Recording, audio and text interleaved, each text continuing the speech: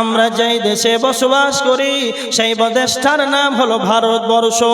আপনারা শুনেছেন কিনা, কয়দিন হলো, মাত্র 2 দিন হলো, সেই জায়গাতে দিল্লির সংসদে বসে মুসলিমদের যে ওয়াকাফ সম্পত্তিগুলো ছিল, ভারতের যেই মোটা মোটা কোটি কোটি কোটি লক্ষ বিলিয়ন মিলিয়ন ডলারের সেই সম্পত্তিগুলো যেন আজকে যেন সংসদ ভবনে যেন বিল পাস করে নিয়েছে, মুসলমানদেরকে সেই ওয়াকাফগুলো দেওয়া যাবে না, তাদের সম্পদ যেন তাদের কাছে যেন ছিনিয়ে না হবে এটা নয়, হয়ে গিয়েছে।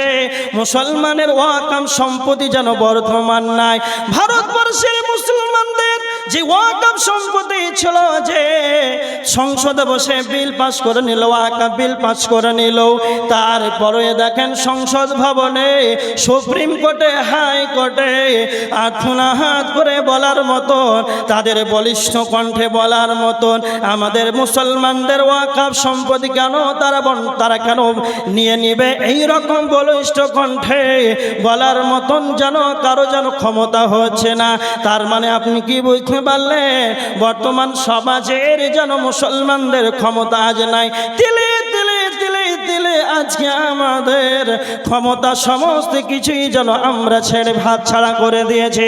এই ভারতের মাটিতে মুসলমান যেন 700 বছর রাজত্ব করেছিল, আর আজকে মুসলমান নিজের স্থানে বসে আরামে ঘুমাবে, নিজের রাস্তায় যাবে, এইখানে হরিশ্চন্দ্রপুর যাবে, মালদা যাবে, আর এই মুসলমানদের নিজের জান বাঁচা যেন বর্তমান স্বাধীন হতে পারে না, নিজের স্বাধীনতা নাই।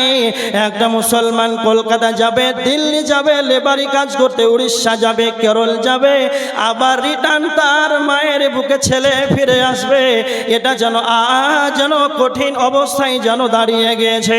কত মানুষের সন্তান, মহিলাদের খোল খালি করে চলে গেল, কত মা ছেলে নিজের বুকটাকে খালি করে দিল, ছেলে আর বাড়ি ফিরে নাই।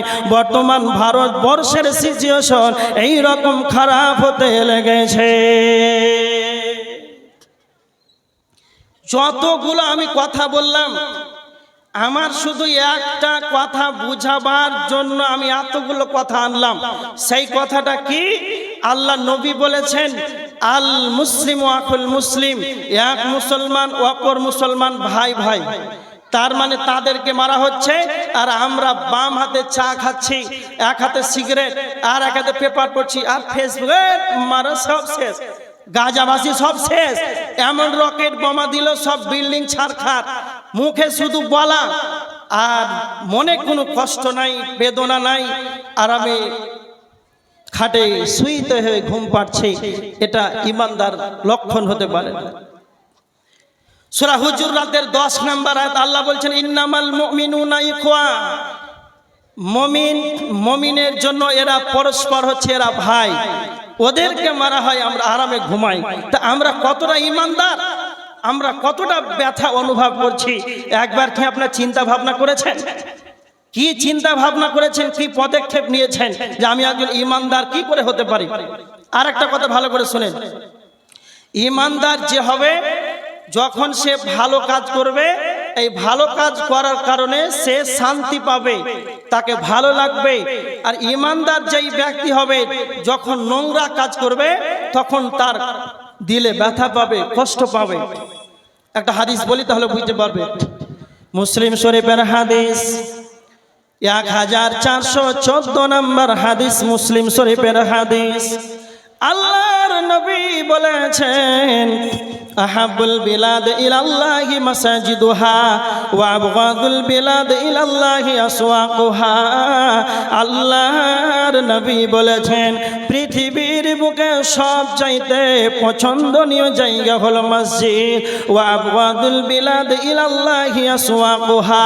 আল্লাহর নিকটে সব চাইতে খারাপ জায়গা হলো, নোংরা জায়গা হলো বাজার। আর আজকে দেখেন আমাদের ছোট লক্ষণপুর জামিয়া মসজিদের উন্নতি কল্পে জলসাতে দেখেন মানুষকে, আর মেলাতে যেন পা ফেলার জায়গা নাই। আল্লাহর নিকটে যেটা পছন্দনীয় জায়গা মসজিদ, মসজিদে যেন ফাঁকা হয়ে আছে, সলাতে কাতারে লোক নাই, আর জানে যেখানে বাজার বসেছে সেখানে যেন পা ফেলার কোনো জায়গা নাই। আমি কেন হাদিসটা নিয়ে আসলাম? মুমিন যে হবে যখন তার দাঁড়াতে পাপের কাজ হবে, মেলাতে যাবে, অন্য মহিলাকে দেখবে, যখন তার জেনার মতন জঘন্য পাপে সে লিপ্ত হবে, তাকে ঘৃণা করা উচিত।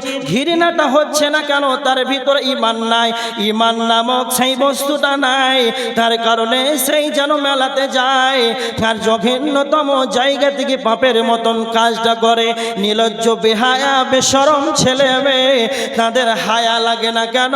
তাদের ভিতরে ঈমান নামক বস্তু নাই, এই কারণে তাকে ভালো কাজ ভালো লাগে না, আর খারাপটাও যেন ভালো লাগে না।